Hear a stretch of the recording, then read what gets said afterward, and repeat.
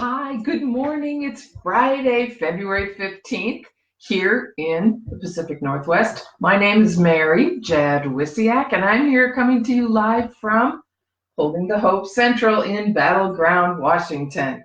I'm very excited to be here with you today. We've talked about a lot of things the last couple of weeks. I got kind of wild and crazy, and then I calmed down. Today, I'm going to kind of go back to my standards where I want to talk about recovery. And I want to talk about it in terms of our lives. Sometimes we have an opportunity to take a look at what's going on with our lives that we may not always have a chance to notice. So, for instance, I'm going to give you a for instance. I have had my dog Jack for 14 years. He turned 14 last month, and I love him to death. And I was scrolling online, and I came across this picture of a family that had to rehome one of their dogs. They had just moved to the area, and for very valid reasons, they had to rehome their dog. And I took a look at that dog, and I said, "Oh, that's my dog."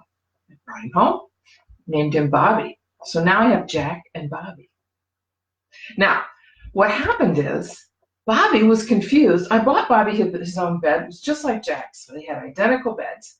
And Bobby was confused. Which bed was his? And Jack was a little confused. Is this my bed? Or do I get the new bed? Or do I keep the old bed? So they were always kind of weird around the beds. And I thought, you know what?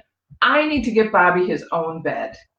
So I went to the store. I found a bed that was different from the first one. I brought it home. I put it next to Jack's bed. Took the other bed that was identical and put it out in the garage for them. And suddenly everything was settled. Bobby was delighted. He would leap into his bed and it would go sliding across. He knew it was his, and it was way too small for him. He was all curled up in a ball in that bed. Sometimes he would be all sprawled out. I'm going to attach some pictures to the comments here so you can see what I'm talking about.